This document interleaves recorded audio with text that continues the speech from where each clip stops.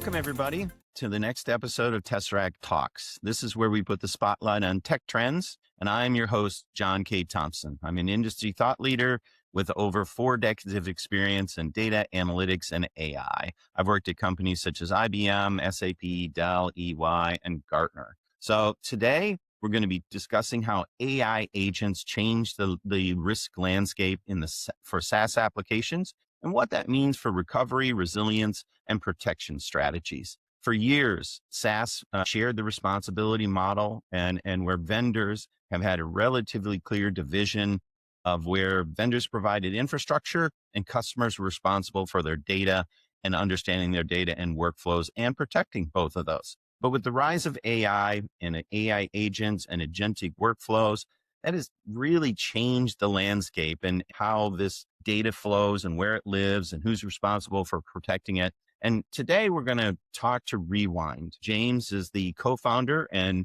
chief product and technology officer of Rewind. So James, welcome to the show. Give us an introduction and tell us a little bit about you and your company. Thanks for having me, John. Really appreciate it. So yeah, my name's James. I'm the Chief Product and Technology Officer here at Rewind.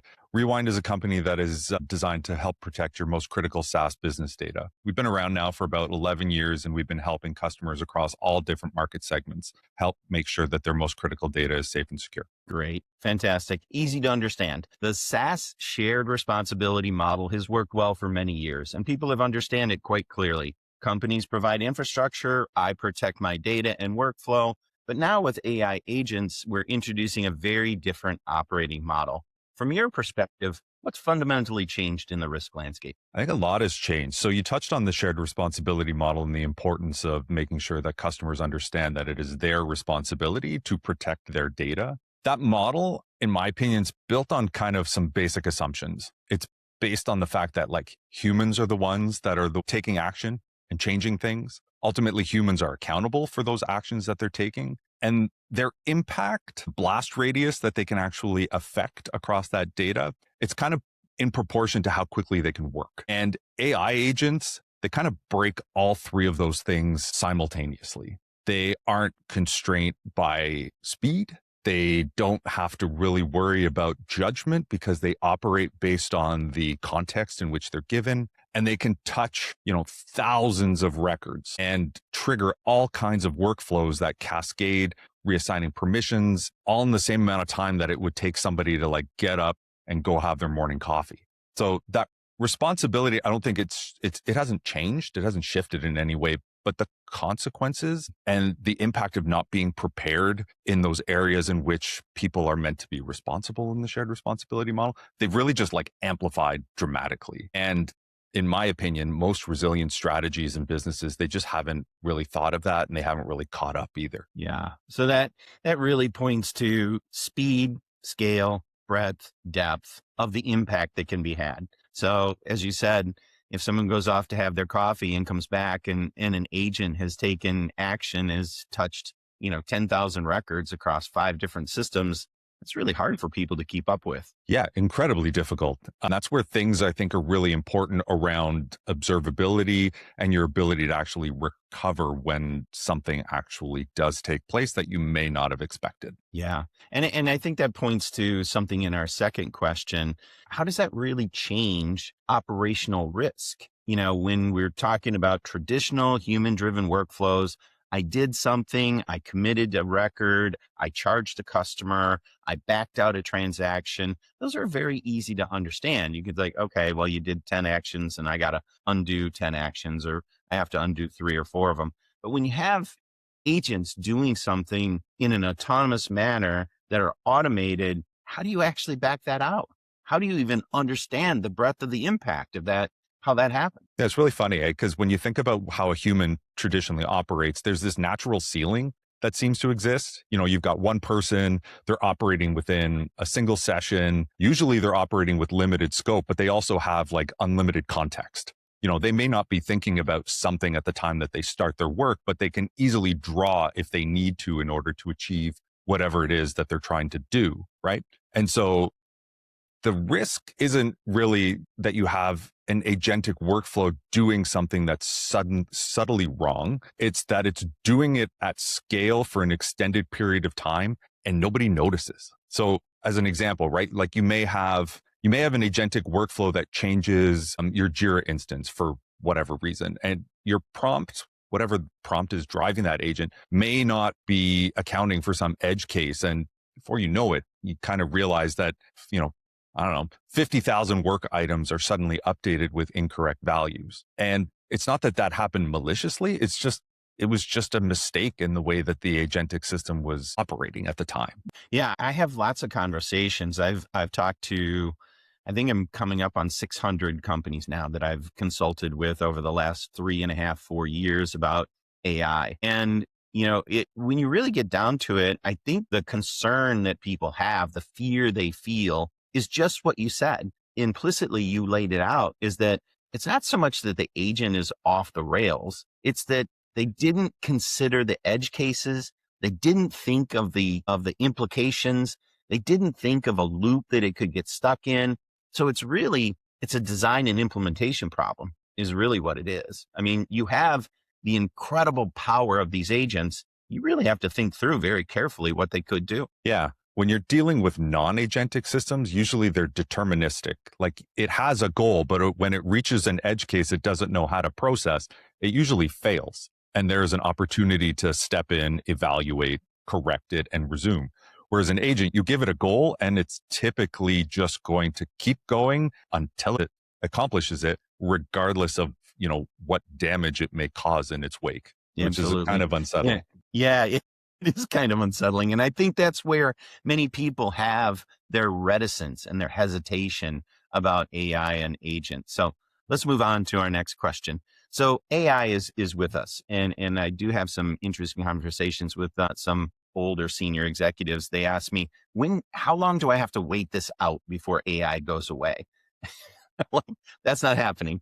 AI is here forever. So now we have generative AI, we have predictive AI, we have causal AI, and now we have agentic on top of all those foundational pillars. From a governance and a security perspective, what makes agentic AI, fundamentally different from traditional automation? Yeah, I mean, I think we sort of touched on it, right? It's the goal-oriented aspect of agentic systems. Once an agent understands what its goal has to be, it typically will find a way in order to accomplish it within the guardrails of the context that you provided. And if those guardrails are in any way misaligned with what the final outcome and output, I guess, that you want of that agent, it can lead to all kinds of problems down the road. And this is where, things like what your recovery strategy, how that is built. And as I talked about earlier around businesses and how they're thinking about their resilience strategy really comes into play here. Because it's usually not a question of like, okay, I finally recognized that there's a problem here. Can I restore it? You need to kind of think to yourself, okay, like, how do I do that? And at what point in time do I need to go back to in order to correct this problem? And this is where when I talk to customers, I try and emphasize the significance of point in time recovery, the granularity of your restore capabilities, how you're thinking about that in the context of your agentic workflows. Because to me, now more than ever, this is like essential infrastructure for people to allow them to operate with agentic workflows and not really be scared of these consequences that seem to naturally come about as you're operating with these workflows. Yeah, there was a white paper, discussion paper, research that came out last week from Google Cloud Platform, two of their architects. And it's almost like Back to the Future.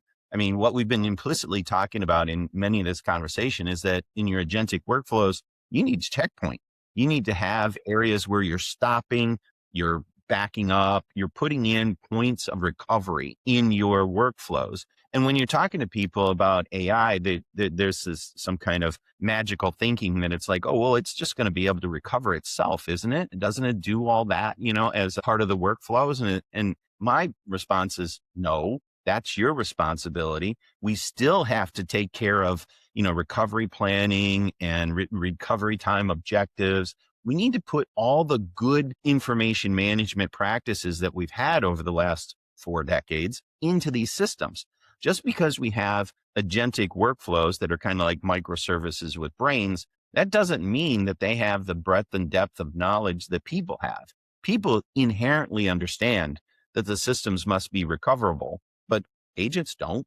If you don't tell them that, they just don't do it, or you don't design it in. And then you have some of the disasters that we've been talking about here. So when you're thinking about, or how should organizations rethink their recovery time objectives at this point? Is there anything magical or different that they should be doing? Or is this just good old fashioned, intelligent design? I mean, I err on the side of this is just good old fashioned intelligent design. It's a recognition that the risk profile increases dramatically because you are dealing with workflows that don't have boundaries around how long they can work. They don't get tired. They are simply goal oriented, and they will work to achieve their goal regardless of what the end result is across broader data sets. And I mean, you kind of touch on it, John, where if you're not thinking from the principles of shared responsibility from the get-go, you've been lucky, probably, in a pre-agentic world that you haven't had to deal with the challenges that come with that. But B, you're positioning yourself in a really bad spot, because the more that businesses are pushing towards agentic type systems, the faster they are going to come to the realization that not having a resilient strategy for their data in place, their most critical data especially, is going to cause them business disruption. Yeah. And that leads us to, our final question of our session here today is, some companies have just been lucky, and that's a good thing. Lucky's a good thing. There's nothing wrong with it.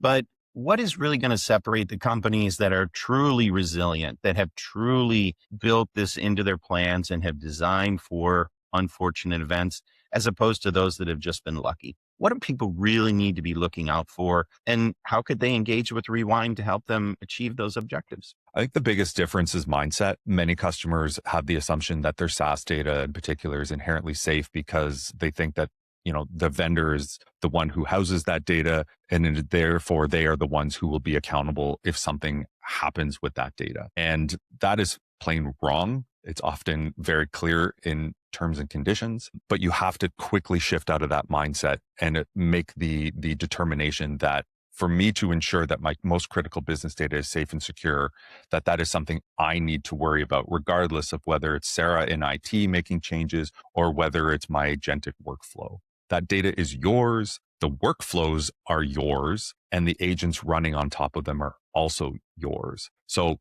resilience in this AI era, it means owning that responsibility with the same rigor that you would apply, to your own infrastructure. And this is where Rewind comes in and where we can help customers. SaaS resilience really is an infrastructure solution. We help businesses ensure that their most critical data is safe and secure and recoverable. Again, whether it's because Sarah made a mistake or whether it's because Sarah's agentic workflow made a mistake. And it's our mission to try and ensure that you can, recover and get your business operational again in the event that something does happen. And let me tell you, it inevitably will. It will. It always does. It always, if it can happen, it will happen. We're all aware of that. So, James, thank you so much for spending some time with me today. I actually, through this fantastic conversation, learned a lot about agentic recovery and checkpoint and things of that nature, which I'm usually pushing forward at light speed in the things I'm implementing. And often I don't think about these requirements. And I think I'm probably not unusual in that respect. John, I really appreciate you giving me the space to share. So thank you. James, it was great. So it's clear that AI agents are not simply another layer of automation. They fundamentally change the speed, scale, and complexity of operational risk in SaaS environments. So as organizations adopt increasingly autonomous systems, recovery planning, auditability, and independent resilience strategies become far more critical than many teams realize, even that I realize, honestly. So thanks for joining us. Thanks for sharing your insights. And thanks to all of you in the audience that keep showing up and watching our Tesseract Talks. We really are grateful for your attention and engagement. Have a great day, whether it's your morning, evening, afternoon, whatever it is. I hope you have a wonderful day. Thanks for joining. Take care. Goodbye.